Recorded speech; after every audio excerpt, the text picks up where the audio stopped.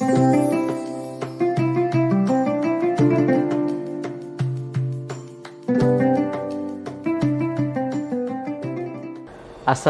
warahmatullahi wabarakatuh. Perkenalkan, nama saya Muhammad Cahyo. Saya selaku Kakomli untuk jurusan TBSM. Nah, pertama-tama marilah kita panjatkan puja dan puji syukur kehadirat Allah Subhanahu wa Ta'ala, yang mana atas nikmatnya kita masih bisa menjalankan ibadah puasa untuk di tahun ini, di tahun 2024. Nah, untuk kesempatan kali ini saya akan menjelaskan tentang apa itu syarat wajib puasa dan rukun puasa. Nah, sebelum saya menjelaskan, sebelum kita berpuasa, pasti kita punya syarat-syaratnya yang harus kita. Nah, sebelum kita melaksanakan puasa, kita harus tahu dulu syarat-syaratnya apa yang harus kita penuhi. Nah, untuk syarat tersebut ada dua, ada syarat wajib puasa dan ada syarat sah puasa. Nah, untuk yang pertama adalah syarat wajib puasa. Nah, menurut syariat Islam, untuk syarat yang pertama adalah beragama Islam. Untuk seseorang yang beragama Islam wajib menunaikan ibadah puasa. Kalau misalkan orangnya itu Islam tapi tidak berpuasa, maka dia akan menanggung dosa. Terus kemudian yang kedua yaitu sudah balik ataupun sudah cukup umur. Nah, untuk syarat yang kedua ini untuk semua orang pasti merasakan, yaitu yang namanya pubertas. Nah, untuk yang wajib berpuasa ya syaratnya adalah harus balik, dan itu biasanya ditandai dengan pubertas. Nah, untuk yang ketiga adalah kondisi akalnya yang sehat dan waras.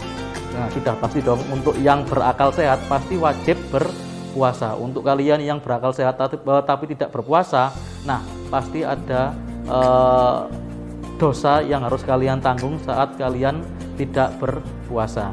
Terus kemudian untuk yang keempat adalah keadaan rohani dan jasmani yang sehat. Untuk kita yang sakit itu tidak wajib berpuasa, tapi kita wajib menggantinya di luar bulan Ramadan. Terus kemudian yang berikutnya adalah bukan termasuk musafir. Nah, untuk kita yang melakukan perjalanan jauh, nah untuk perjalanan jauh ini kan ada tanda kutipnya untuk jaraknya.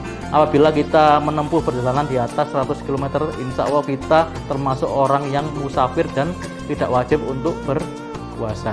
Terus kemudian dalam keadaan yang suci dan dari hadas besar. Nah, untuk kita yang cewek biasanya kan mengalami masa haid. Nah, untuk itu sebelum kita berpuasa kita wajib yang namanya mandi besar atau mensucikan diri. Terus kemudian ada memiliki kemampuan dan kesanggupan untuk melaksanakan puasa. Nah, saat kita sanggup, nah insya Allah untuk kita yang sudah berumur ataupun sudah balik, insya Allah semua bisa dikatakan sanggup, terkecuali untuk kita yang punya sakit tertentu. Nah, itu tidak wajib. Nah, terus kemudian syarat sah puasa. Untuk syarat sah puasa ini ada 4 poin. Yang pertama, beragama Islam pastinya. Terus kemudian dapat membedakan mana yang baik dan mana yang buruk, itu sudah pasti. Nah, terus kemudian tidak dalam keadaan najis dan dalam keadaan suci. Nah, itu sama dengan yang tadi syarat wajib puasa. Terus kemudian memiliki pengetahuan mengenai waktu diterima puasa, yaitu di mana waktu sebelum terbitnya fajar sampai terbenamnya fajar. Nah, terus kemudian yang kedua adalah rukun puasa. Untuk rukun puasa ini kita ada 3 poin. Yang pertama Islam, yang kedua membaca niat, yang ketiga menahan diri dan mengontrol diri. Yang pertama Islam, itu sudah pasti. Nah, tadi sudah saya jelaskan, untuk Islam wajib berpuasa untuk kita yang memeluk agama Islam. Terus kemudian yang kedua membaca niat. Semua ibadah itu wajib kita lebih dahulukan membaca niat, agar apa yang kita lakukan itu menjadi hal yang barokah dan yang pastinya diberi kelancaran oleh Allah Subhanahu wa Ta'ala. Terus kemudian poin yang terakhir adalah menahan serta mengontrol diri. Yang lebih pasti adalah mengontrol hawa nafsu.